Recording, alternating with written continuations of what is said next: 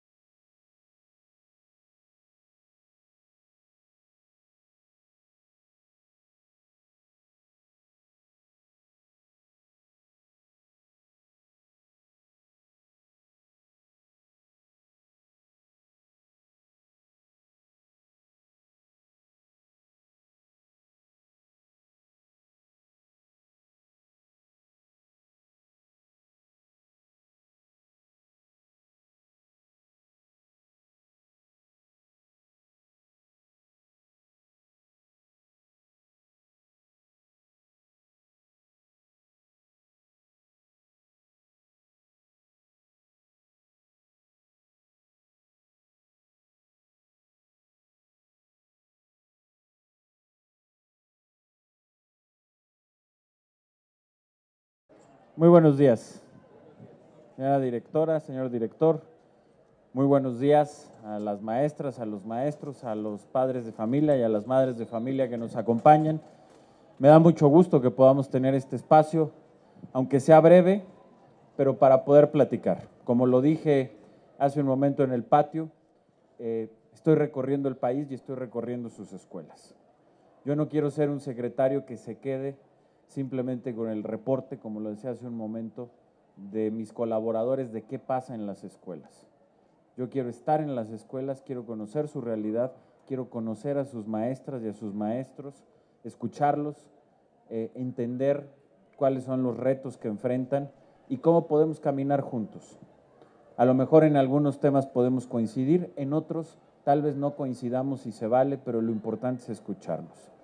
También habrá temas que se pueden resolver, otros que a lo mejor no, pero también lo importante para mí es escucharlos y tener el pulso del sistema educativo en la mano, para que pueda tener la sensibilidad de lo que ustedes viven día a día y podamos mejorar y que todo este proceso de cambio con la reforma educativa que hoy estamos viviendo pueda ser pues mucho mejor y más aterrizado a la realidad que cada uno de ustedes viven, y por eso poder tener este encuentro, escucharlos, reitero, aunque sea de manera breve, pero poderlos escuchar y tener un intercambio sobre esto y sobre diversas cosas. Yo creo que además de lo educativo, hoy nuestro país está viviendo un momento que genera sin duda algún interés y sin duda también, pues en muchas ocasiones, preocupación, malestar, y yo aquí estoy para escucharlos y para hablar con ustedes.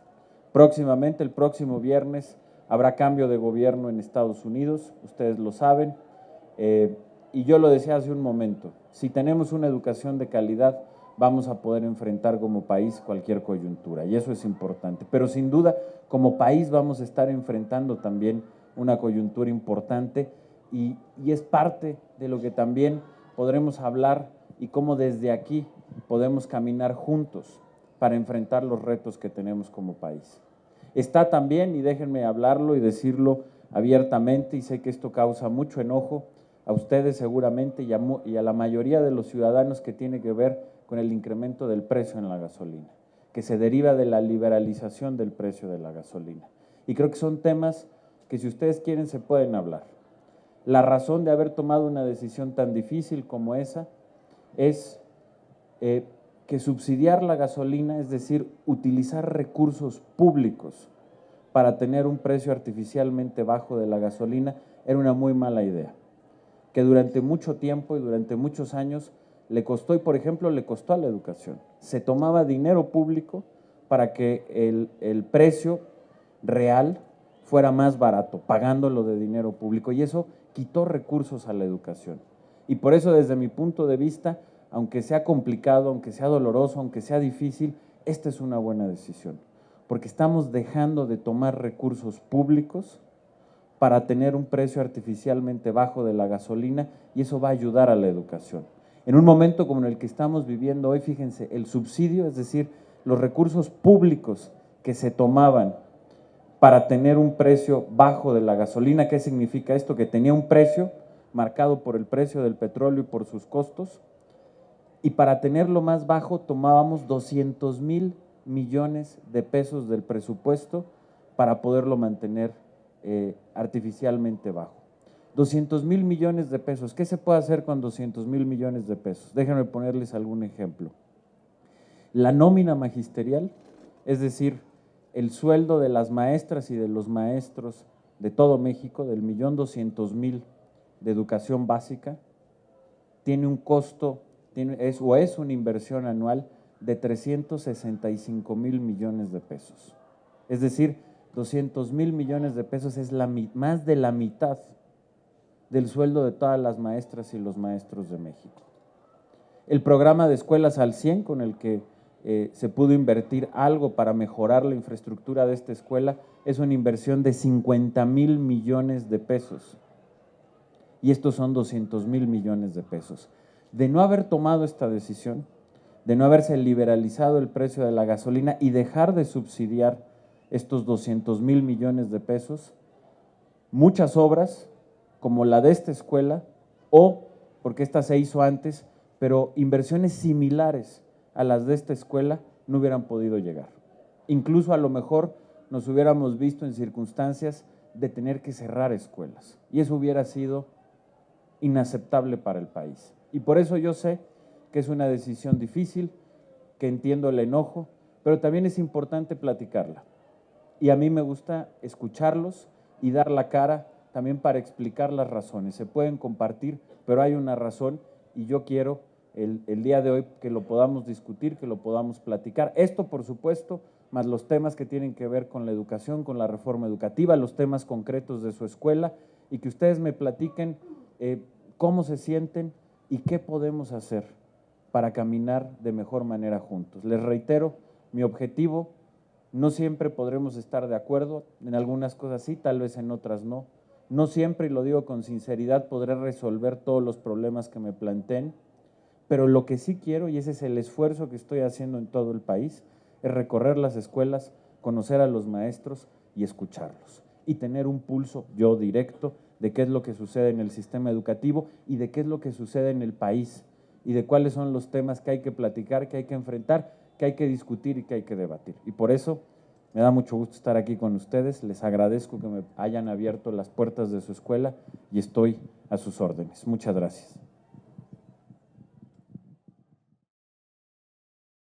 Déjeme empezar con el tema que usted hacía referencia de la liberalización del precio de la gasolina y qué otras cosas se pudieron haber hecho. Déjeme decirle que yo comparto con usted la necesidad de que los maestros estén en el aula y no estén en otras funciones. Y precisamente por eso déjeme decirle, no solo que lo comparto, sino que ya hemos hecho y qué estamos haciendo en ese sentido. Y que ahí permítame, y me tomo todos sus comentarios, creo que esto es también un parteaguas de cómo venía sucediendo antes. Primero, de la nómina federal, de todos los comisionados sindicales que encontramos que seguían cobrando y que estaban no frente al aula, sino en labores sindicales, los dejamos de pagar. 2,200 comisionados que recibían un sueldo, es totalmente legítimo estar en una comisión sindical, pero la tiene que pagar el sindicato.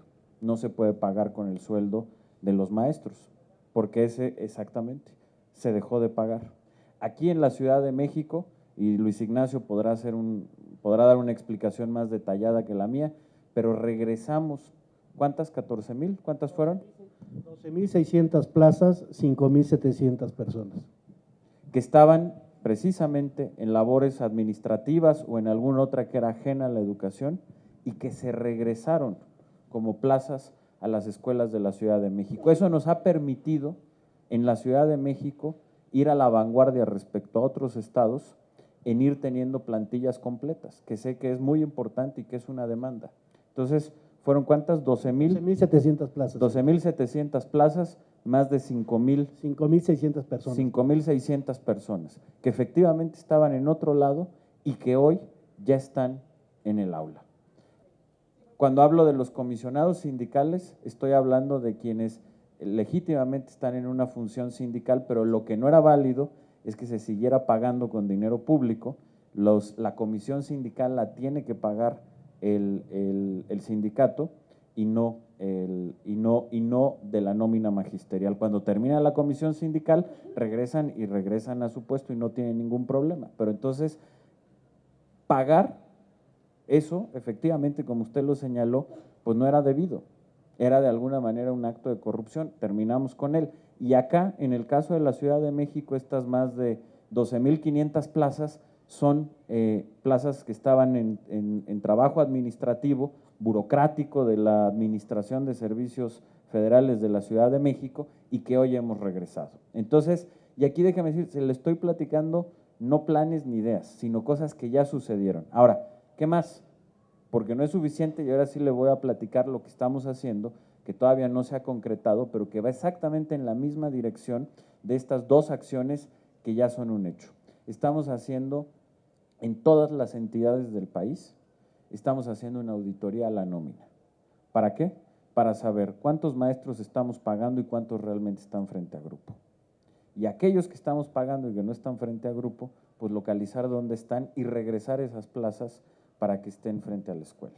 Porque sin duda tenemos en muchos casos una paradoja en donde nos hacen falta maestros, como usted lo acaba de decir, en la realidad aquí, y por otro lado, a veces tenemos maestros que no localizamos. Y estamos en un proceso, es una auditoría a todos los estados del país, porque queremos precisamente dar el mejor aprovechamiento a las plazas. Y esas son acciones importantes y ya verá otras que estamos tomando, por ejemplo, de acciones para corregir temas de malgasto o de corrupción al interior de la Secretaría de Educación Pública, con mucha firmeza.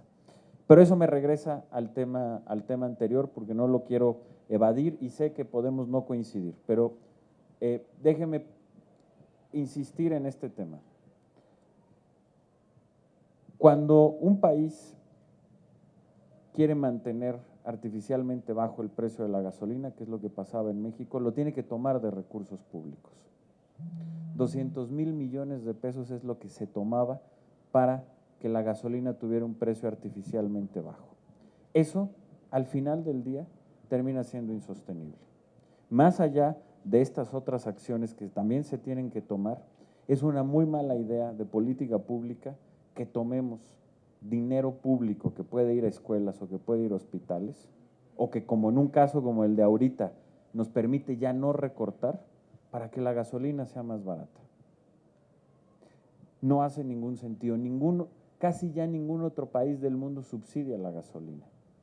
En América Latina únicamente lo subsidia Venezuela. Vean cómo está Venezuela. Y parte de su problema es ese. En Venezuela el precio de la gasolina es bajísimo. ¿Qué es lo que hacen? Tomar dinero público para que la gasolina esté abajo, en detrimento de la inversión que podrían tener en educación o en salud. En el resto de los países, por ejemplo en Brasil, no me voy a países como Estados Unidos o Europa, en donde también está liberalizado el precio y la gasolina, dependiendo en qué zonas, en Europa es más barata que en México, incluido después de este aumento. En Estados Unidos depende en qué estados. En Texas es más barato porque hay mucho petróleo, pero en California no. Por ejemplo, California es más cara o sigue siendo más cara, depende. Pero me voy a casos de América Latina. En Brasil, que es un país además con un ingreso o un desarrollo económico muy similar al nuestro, la gasolina es más cara. Incluyendo ya después de este incremento que se dio, pero no la subsidian. Dejaron de subsidiarla desde hace muchos años por lo mismo. Económicamente no es sostenible porque además se va comiendo el presupuesto público, porque si de repente sube mucho el precio de la gasolina, se tiene que destinar más recursos. Ahorita, por ejemplo, se destinaban 200,000 millones de pesos, como le decía, a subsidiar la gasolina, a un precio de $50 el barril. Estaba en $30 y se incrementó a $50. Pero cuando lo hemos tenido a $100, era una locura lo que se subsidiaba. Más de 200,000 millones de pesos, porque así estaba el precio de la gasolina, que bajó, del petróleo, de $100 bajó a $30 y ahora de 30 subió a 50. Pero imagínense, cuando sube a $100, la cantidad de dinero que tendríamos que estar destinando. Casi el doble, 400,000 millones de pesos. Eso es más que la inversión de la nómina magisterial. Entonces, créame sinceramente que entiendo el malestar, entiendo el enojo, entiendo que no compartan estos argumentos, pero sí le quiero decir algo. Simplemente los quiero dar porque también creo que es importante que tengan la información y que cada quien pueda valorar. Y segundo, como miembro del gabinete, como funcionario, me gusta dar la cara. Podemos no estar de acuerdo, pero me gusta estar aquí escuchando. Escuchando, creo que con mucho respeto nos podemos escuchar, podemos saber en qué estamos de acuerdo o en qué no. Yo tomo pulso de lo que ustedes me dicen, ahora me han dado información muy útil de cosas que podemos mejorar o que le podemos poner más atención. Y creo que también a lo mejor yo les estoy dando información que a lo mejor o no se tenía clara o que desconocían y que simplemente pues, es más información para que ustedes valoren y obviamente hagan su propio análisis y crean lo que quieran, lo que crean que es correcto, pero no quiero dejar de hacer este ejercicio porque creo que es útil y haciéndolo con mucho respeto. Y yo le agradezco, maestra, porque además le agradezco que me haya preguntado lo que me preguntó con mucho respeto, pero también la felicito porque se requiere valor, determinación, como se ve que es usted, una maestra con muchos años de trabajo, de servicio. Secretaría de Educación Pública, Gobierno de la República.